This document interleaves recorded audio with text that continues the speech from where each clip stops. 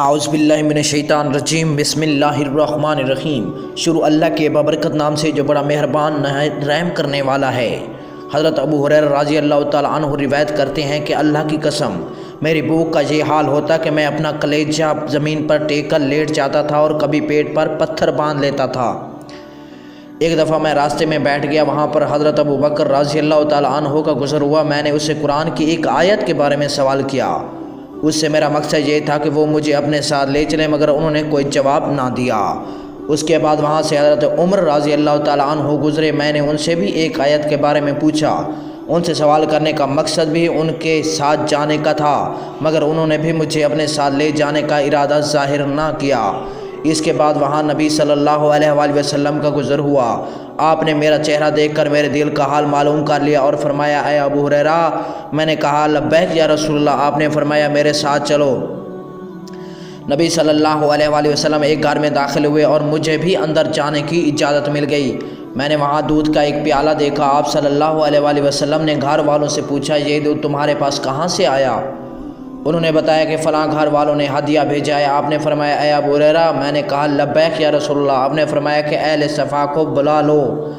حضرت ابو ہریرہ کہتے ہیں کہ اہل صفا سب کے مہمان تھے، ان کا کوئی گھر نہ تھا اور نہ وہ مالدار تھے۔ نبی کے پاس جب کوئی ہدیہ آتا تو آپ اس میں سے کچھ لے لیتے اور جو باقی بچتا وہ ان حضرات کے پاس بھیج دیتے۔ اگر صدقے کا مال ہوتا تو وہ سارے کے سارا اہل صفا کو بھیجتے، کیونکہ صدقہ آپ صلی اللہ علیہ وسلم پہ حلال نہ تھا۔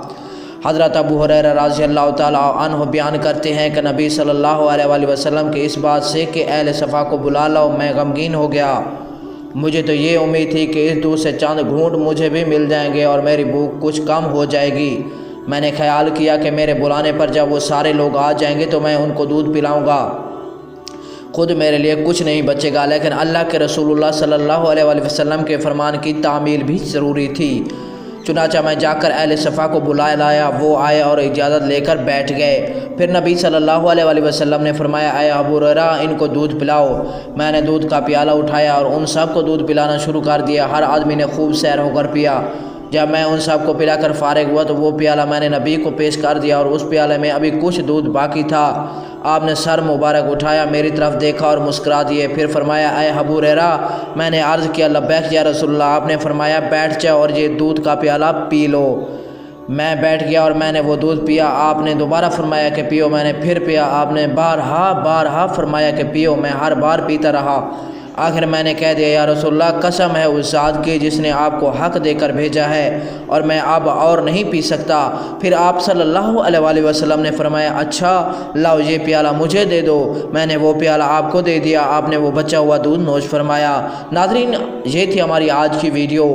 اگر آپ کو یہ ویڈیو اچھی لگتی ہے کہیں ہمارے یوٹیوب چینل حقیقت ٹی وی کو لازمی سبسکرائب کریں۔ ناظرین، ملتے ہیں نیکسٹ ویڈیو میں۔ اپنا ڈھیر سارا خیال رکھیے گا۔ اللہ تعالیٰ آپ کا حامی اور ناصر ہو۔ اللہ نگہبان۔